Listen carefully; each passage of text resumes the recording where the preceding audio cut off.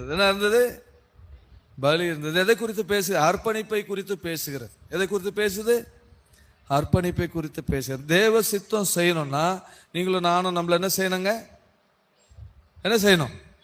ஆண்டவருக்கு அர்ப்பணிக்க வேண்டும் இல்லையா? இந்த ஜெபத்தை கெத்செமனேலே செய்த போது இல்லையா என்ன செய்தார்? பிதாவாகிய தேவனுக்கு குமாரனாகிய கிறிஸ்து முழுவதுமாய் தம்மை அர்ப்பணித்தார். நியாயமாய் தீர்ப்பு செய்கிறவருக்கு முழுவதுமாய் தம்மை என்ன செய்தாராம்? அர்ப்பணித்தார். தாவீதும் கூட தன்னுடைய வாழ்க்கை முழுவதையும் கர்த்தருக்கு என்ன செய்தான்? அர்ப்பணித்தார். நீங்களும் நானும் கூட நாம் கர்த்தருக்கு என்ன செய்யணுங்க? அர்ப்பணிக்க வேண்டும். இந்த 5 காரியங்களை ஞாபகம் வச்சுக்கோ. தடி, கவன், சுரமண்டலம், கைகளில என்ன இருந்தது? சுத்தம் இருந்தது. ஃபைனலி அந்தி பலி இல்லை அப்படின்னா தன்னை கர்த்தருக்கு செய்தான்?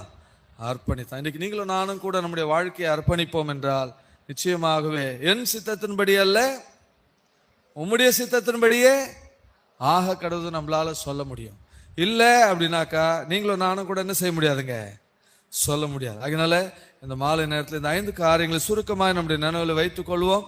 நம்முடைய வாழ்க்கையிலும் கூட தேவனுடைய சித்தம் நிறைவேற கர்த்தருக்கு நம்மை அர்ப்பணிப்போம்.